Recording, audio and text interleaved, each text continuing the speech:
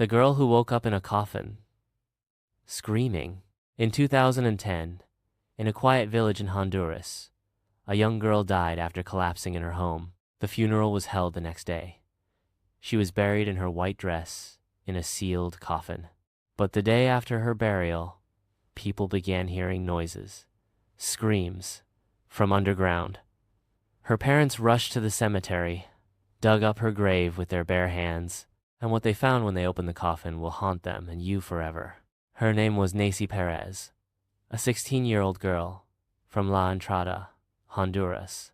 She was known in her village as sweet, gentle, deeply religious. She lived in a small house with her parents and siblings. Life was modest, simple, and safe, until one night in July 2010. Neysi had been feeling unwell for days, headaches, nausea, dizziness. But no one thought much of it. Honduras is hot, and dehydration is common. Then, on July 18th, she suddenly collapsed outside her house. She began convulsing violently. Foam came from her mouth. Her eyes rolled back. Her parents thought she was possessed. Instead of calling a hospital, they called a priest. The priest arrived and began an exorcism, believing a demon had taken hold of Neysi. But during the ritual, she stopped breathing. Her pulse was gone. Her skin went pale. After an hour, the family finally took her to a clinic. Doctors examined her and pronounced her dead. Cause of death: cardiac arrest. She was declared legally dead and sent home to be buried the next morning. At 10:00 a.m. the next day, Neysi was placed in a coffin and buried in the village cemetery. Family and friends mourned, and the town began to heal. But that peace would not last long. The very next day, strange sounds were heard at the cemetery. A passerby claimed he heard knocking and muffled cries coming from Neysi's grave. At first, no one believed him, but the next day multiple people reported the same thing. When Neysi's husband went to visit her grave, he heard screaming. He ran home, grabbed her parents, and together they rushed to the cemetery.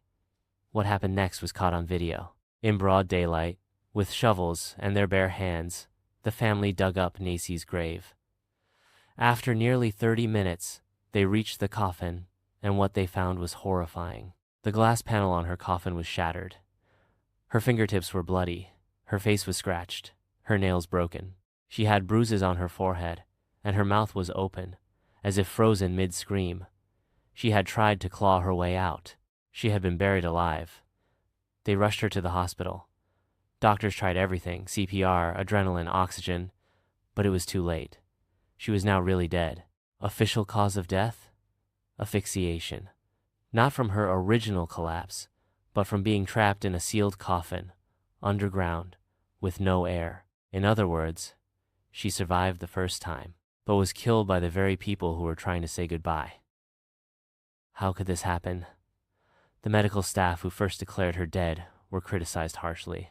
Some claimed her pulse had been faint, that she had suffered a temporary coma, or catalepsy, a rare condition that mimics death.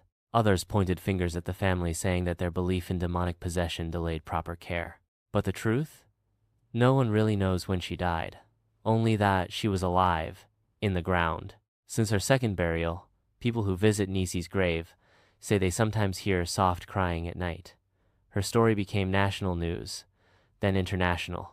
The footage of her family opening her coffin has been viewed millions of times and sparked fear around the world. Hospitals in Honduras updated their protocols. And her family? They live every day haunted by one simple question: what if we had checked one more time? What would you do if your loved one tried to reach you from the grave? Do you believe Neysi was really alive? Or was something more sinister at play? Let us know in the comments. And don't forget to like, share, and subscribe for more real, chilling stories every week.